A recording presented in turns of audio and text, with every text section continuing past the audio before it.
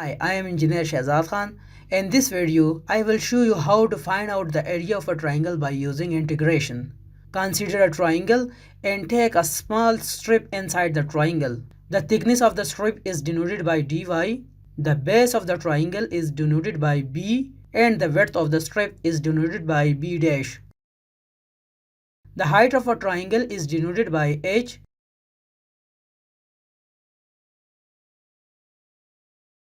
As we already know that the area of a triangle is equal to half into base into height. As area of the small strip is rectangle in shape, so dA will be equal to b dash multiply dy.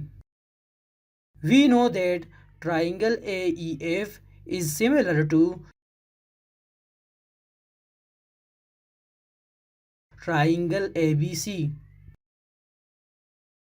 So the ratio of the base of triangle AEF divided by base of triangle ABC will be equal to height of triangle AEF divided by height of triangle ABC.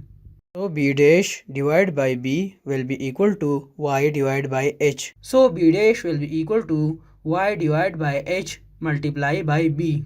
By putting the value of dA into the equation 1 implies that y divided by h multiply b multiply dy. That become equation number 2.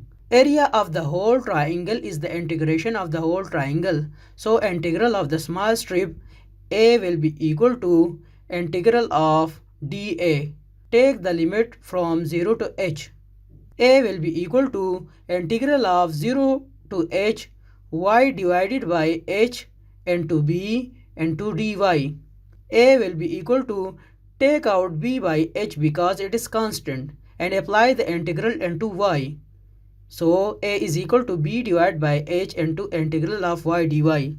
A is equal to b by h. Integral of y is y 1 plus 1 divided by 1 plus 1 and limit is 0 to h.